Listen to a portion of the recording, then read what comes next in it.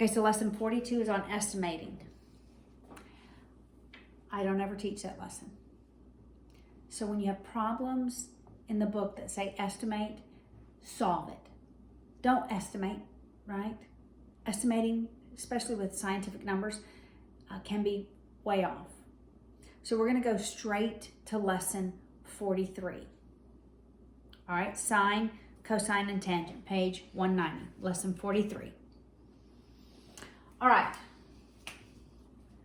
So, you remember, so, ga, toa. Because Miss Paula loves a pedicure, right? And that is the sine of any angle. The sine of any angle is equal to the opposite over the hypotenuse.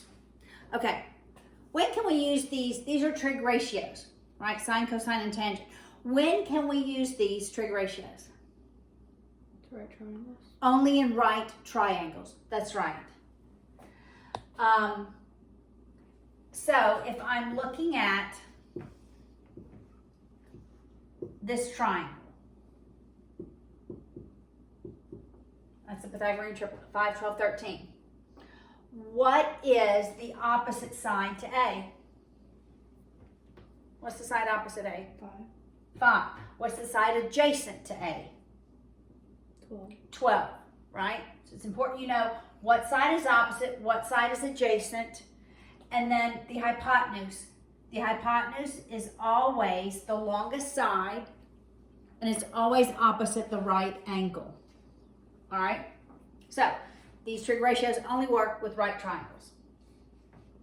All right, so the sine of any angle equals the opposite over the hypotenuse. This is a ratio. That ratio. All right, the cosine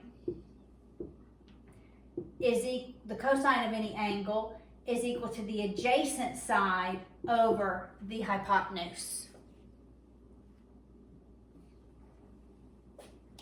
And the tangent, that's TOA, the tangent of any angle is equal to the opposite over the adjacent.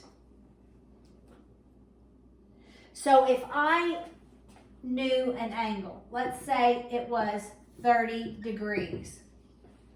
What is that ratio? What's the sine of 30 degrees in your calculator?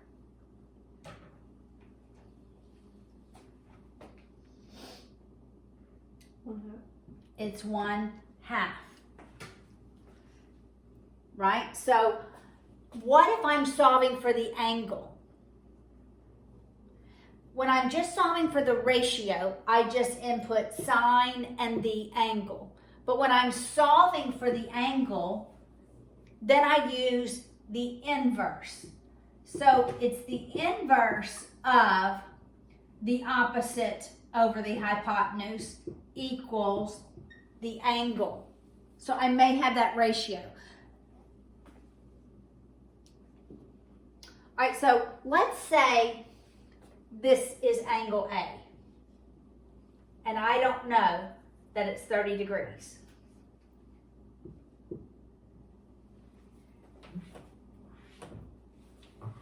And I say the sine of A is 1/2. And I ask you, well, what then is the cosine of A? Well, I would label this opposite over hypotenuse. So I'd label it opposite. I'd label the hypotenuse too. Then I'd use Pythagorean's theorem to solve for the adjacent side. I know it's going to be something, the adjacent side over 2, but I don't know what this adjacent side is. So I use Pythagorean's theorem to solve for that adjacent side. So it's 1 squared plus, we'll just say A squared for adjacent equals 2 squared. That's 4. I subtract 1. So I have A squared is 3. I take the square root. So it's the square root of 3. So if I have any ratio, I can always solve for the other one, right? All right. Now, So I can go both ways. I can solve for the ratio or I can solve for the angle. Now, I want us to see, let's go back to the 5, 12, 13, and let's say that's angle A. I want us to look at all three ratios at angle A. The sine of angle A, the cosine of angle A, and the tangent at angle A, and see if we can draw any conclusions as to how they're related. Is there any relationship between these? All right, so the sine of A is what? What's that ratio? 5/13. 5/13. The cosine of A is, what is it, Brianna?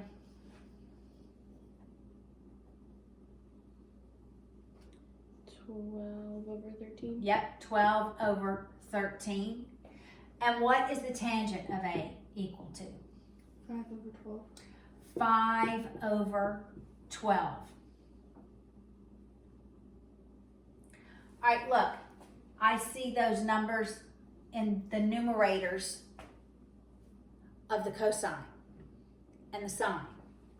So really, if I take the tangent of A, it really equals the value, the ratio of the sine of A over the cosine of A. All right, so we can see this. The sine of A is 5/13. The cosine of A is 12/13. When we have those same denominators, I can cancel them, and it's 5/12.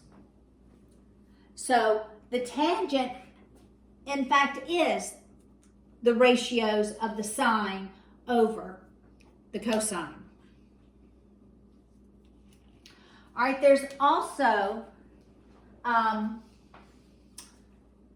some interesting relationships between angles in the sine and the cosine and their ratios. All right, so if I asked you what the sine of 30 degrees is, we said it's 1/2. All right, what if I asked you what the sine of 390 degrees is? What is that in your calculator? The sine of 390. 1/2. It's 1/2. What about the sine of 750 degrees?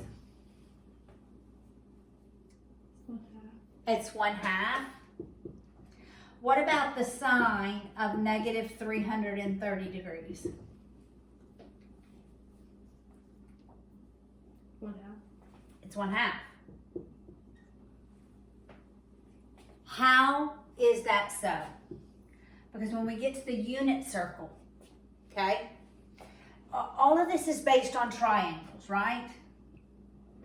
And when we get to the unit circle, and that's a 30-degree angle, the sine of that angle is 1/2, which is, the sine of that is the opposite over the hypotenuse, right? Well, I can do a reflex angle. So a reflex angle is greater than 180 degrees. If I go all the way around, that's 360, right?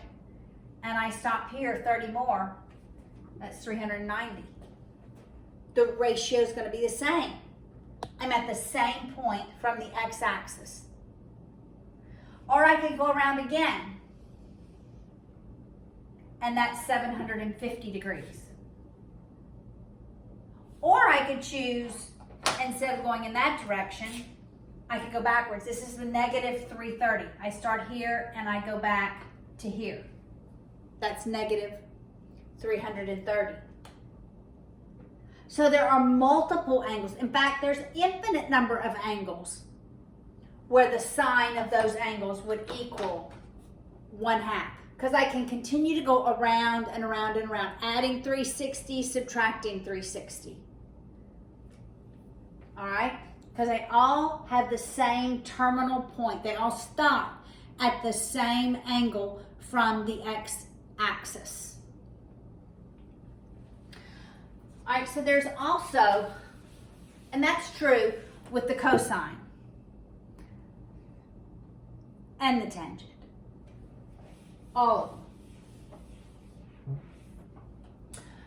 them.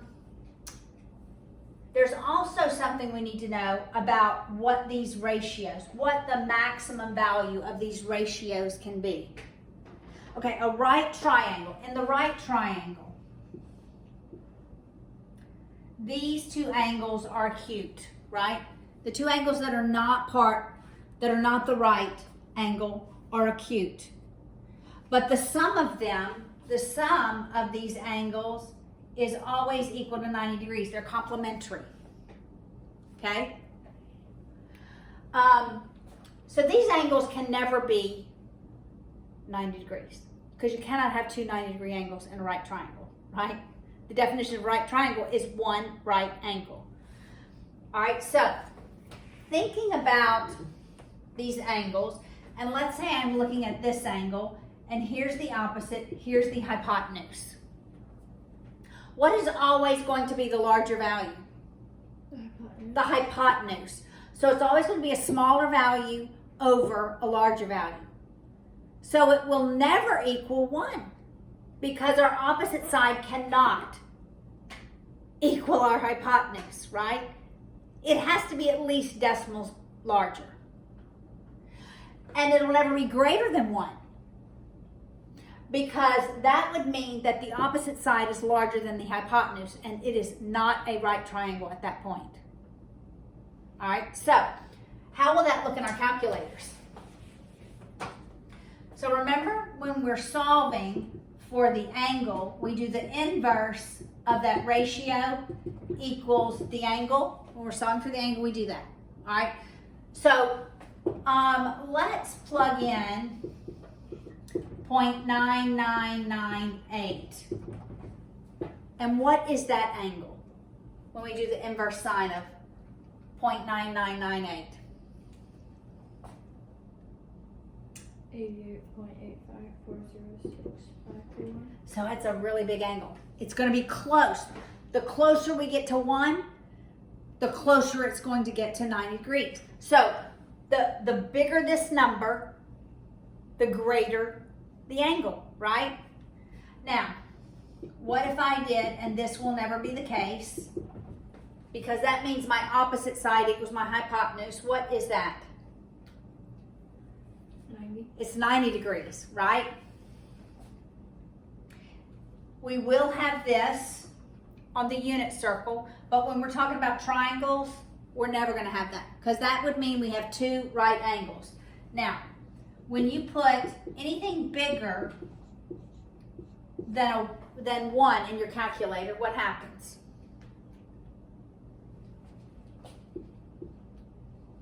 Error. You should get an error. That is true for the sine and the cosine. So these ratios are always going to be less than 1. And at this point, they are not going to be negative. We're always talking about positive signs, positive lengths of sides of a triangle. The tangent is different because it doesn't look at the hypotenuse. All right, so what if I have the tangent of 2.3? That number is the inverse tan of 2.3. What is that angle? 66.501434. All right, so the tangent ratio can be larger than 1. It's going to range anywhere from 0. It's not going to be equal to 0, right? Because you're having a value over value. So it's going to be the tan. Let's just write that. The tangent ratio is going to be greater than 0, but it's going to go all the way to positive infinity. It can get bigger and bigger and bigger, right? This value. the ratio, right, can get larger and larger and larger. And eventually when we get to trig and pre-calculus, it can get smaller in the negatives. It can get all the way to negative infinity. All right, so let's work the practice problems in the lesson. All right, we have a couple of practice problems. All right, for 43.1 on page 192.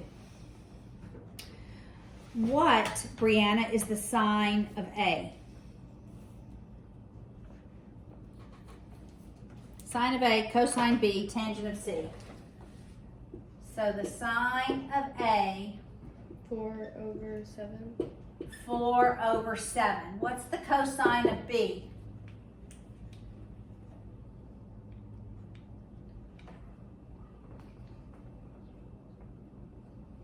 What is it, Madison? Sorry. 7/8.6. 7/8.6. And what is the tangent of C, Brianna? 6/8. Yes, and I would always simplify that to 3/4. All right, so if I just had an angle, like we did earlier, the sine of 42 degrees, I just enter that in my calculator and I get the ratio. Madison, what is the sine of 42 in your calculator?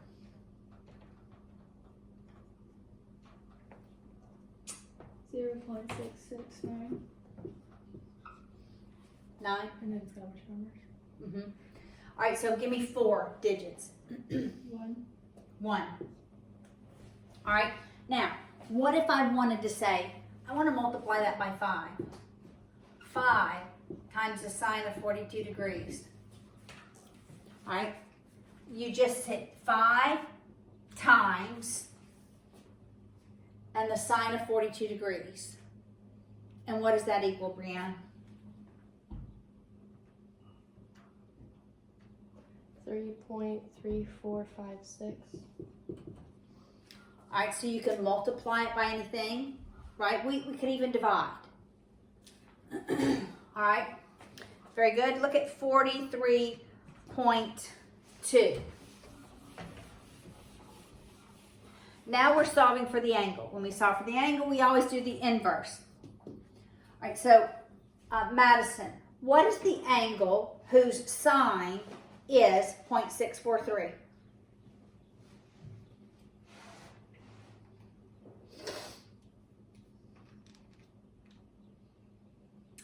$40.0158. Very good. And Brianna, what is the angle whose cosine is 0.216?